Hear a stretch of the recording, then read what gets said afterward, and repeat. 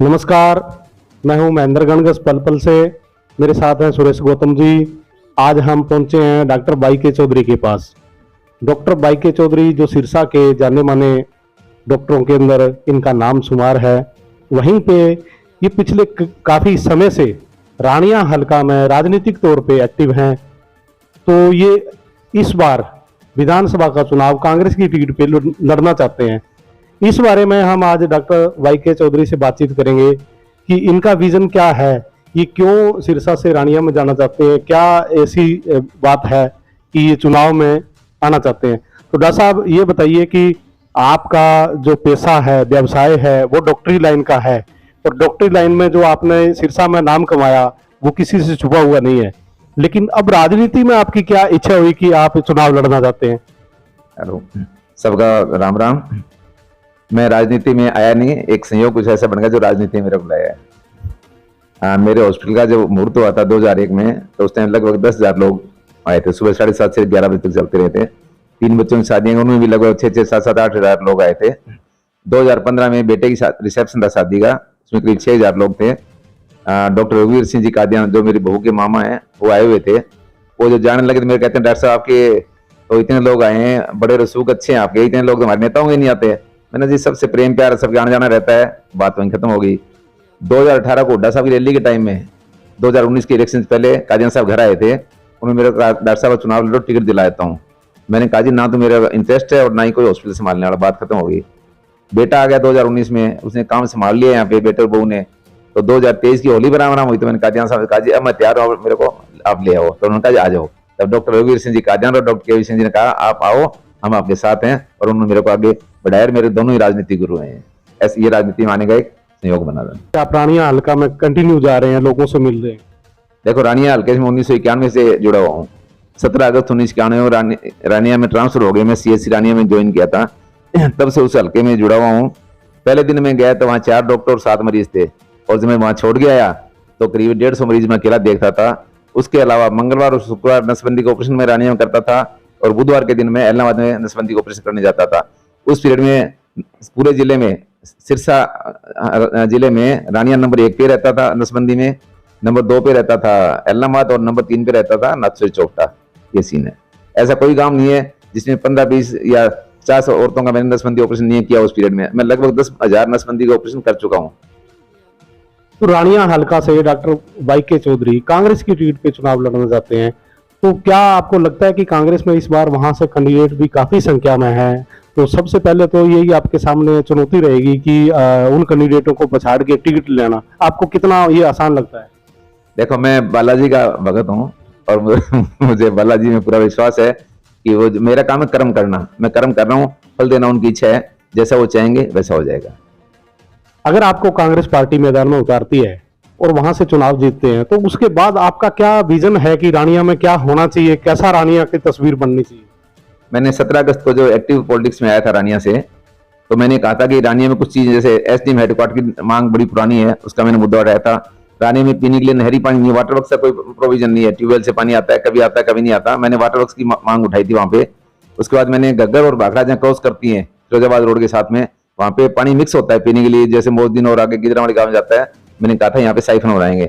चौथा मुद्दा मैंने उठाया था 24 अगस्त को नानवान रोड से, जहां एक गली में 7 बच्चे नशे की वजह से मर गए थे। नशे के खिलाफ जीरो टॉलरेंस की मेरी नीति रहेगी, और वहां मैंने मुहिम चलाई थी। और 31 अगस्त को मैंने वहां से एक है ना गुरुद्वारा साहब में प्रोग्राम करना था, लेकिन अनफॉर्चुनेटली 30 अगस्त को मेरे फूड पॉइजनिंग हो गई। मैं करीब 2-2.5 महीने बीमार रहा था।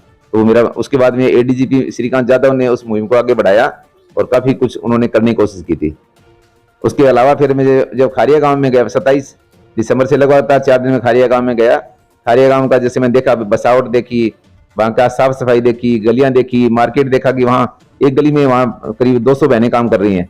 तो मेरे दिमाग में आया क्यों नहीं खारिया को तहसील बनाने का मुद्दा उठाया जाए। तो फिर मैंने बनाया कि रानिया को SDM हेडक्वार्टर बनाने की मांग है, और रानिया जब SDM हेडक्वार्टर बनेगा तो खारिया और एक और, चाहे वो बनी रहे या करीब वाले के आसपास, वहाँ एक तहसील, 2 तहसील बने और एक खारिया बने।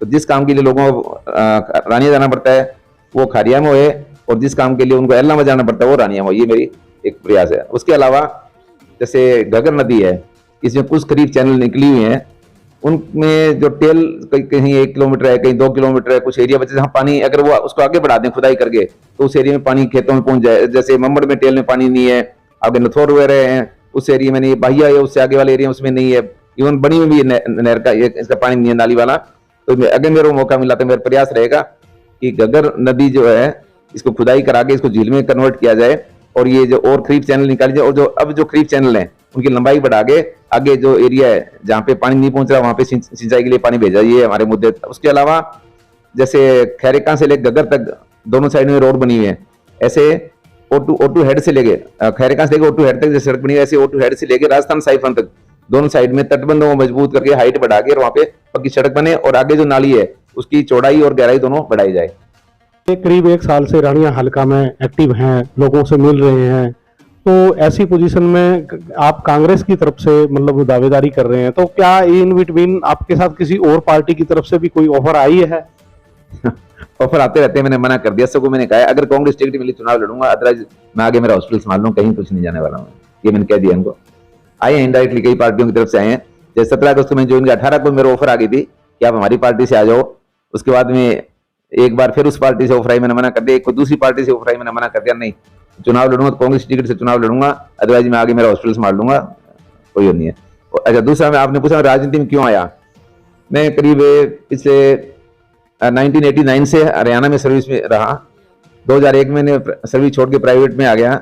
उस पीरियड में मैंने महसूस किया जब तक आपकी प्रशासन में पकड़ मजबूत नहीं होगी या जब तक आप राजनीति में नहीं आते तब तक आप बहुत से काम है जिनको आप नहीं करवा सकते। छोटे छोटे काम उनके लिए लाइन लगानी पड़ती है, कहीं रिश्वत देनी पड़ती है, फिर भी काम नहीं होते लोगों के। तो मैं देख के इससे परेशान हुआ, तो मैंने सोचा कि इस सिस्टम में आओ ताकि आप लोगों का काम करवा सको। और मेरा प्रयास, अगर मेरा मौका मिला, मेरा प्रयास रहेगा हर आदमी, वो चाहे जानकार है, चाहे अनजान है, चाहे पार्टी का जान कोई है, अगर उसका काम सही है तो उसका काम होगा। और एक बार मेरे संज्ञान में जो काम ले आएंगे उस काम के लिए उनको चक्कर नहीं लगवाऊंगा मैं। ये मेरी जिम्मेदारी होगी कि 5 दिन में, 7 दिन में, 10 दिन में काम कर गया तो उनको बताऊं आपका काम हो गया, या मैं ये कहूं कि आपका काम इस वजह से नहीं हो पा रहा है। तो ये मेरा प्रयास है। और लोगों को मैंने कहा है कि आपका होने वाला काम किसी का भी हो, वो काम नहीं रुकेगा, और नहीं होने वाला काम है तो मेरा भी नहीं होगा। साहब, आप जितने 1 साल से करीब रानिया हल्का के गांव गली गली में जा रहे हो, लोगों के बीच में बैठ रहे हो, मैंने देखा है कि आप उनके साथ ताशें भी खेलते हो, और भी मतलब चौपट खेली है, और आप मतलब जिस तरह से लोग जिस माहौल में बैठे हैं उसी में जाके ढलने का प्रयास किया। तो ऐसी पोजीशन में लोगों की तरफ से आपको क्या रिस्पॉन्स मिल रहा है? देखो, मैं एक किसान का बेटा भी और मैं खेती भी की हुई है, आपको बता रहा हूँ मैं। तो मैं गांव का रहा हूँ, तो गांव की क्या हालचाल है, कैसे हैं, मेरे को कहीं दिक्कत नहीं आती। तो यहाँ बैठ के एसी में काटता हूँ, मैं पूरी सर्दी में घुमाऊँ, कड़ाके की सर्दी में 27-28 फरवरी के आसपास कड़ाके की सर्दी तो भी मैं घुमाऊँ, और पूरी गर्मी में भी घुमाऊँ, मेरे को कोई फील नहीं हुआ। क्यों कि मैं गाँव से निकला हूँ और गाँव के परिवेश में रहा हूँ। तो हर आदमी को मेरे में अपना भाई, अपना चाचा, अपना कोई भतीजा ऐसा लगता है। उनके बीच में बैठ के मेरे को कभी ऐसा नहीं लगा कि मैं अनजान जगह बैठा, लगा आई फील कि मैं उनके बीच में बैठा और मुझे गौरव होता है कि उनके बीच में हूँ। जैसा कि राजा साहब ने बताया, वैसे कि यहाँ से रानिया हल्का से बेसिकली नहीं है, लेकिन जो इनकी कर्म भूमि वो सिरसा और रानिया से कर रहा है, और उसका लंबा अरसा हो गया, 30 साल से ज़्यादा, जैसे इन्होंने बताया 35 साल के करीब हो गया है। तो ये कर्म भूमि जो इनकी रही, जहाँ इन्होंने कर्म किए, काम किए, उसके बेस पे लोगों से जुड़ा हुआ, लोगों से प्यार मिलने लगा, और अब ये राजनीति में आए हैं तो इनको पूरी उम्मीद है कि राजनीति में जब आने के बाद अगर टिकट मिल जाती है इनको तो इनका साथ देंगे। ऐसी उम्मीद के साथ ये रानिया हल्का में कंटिन्यू जा रहे हैं, काम कर रहे हैं। धन्यवाद।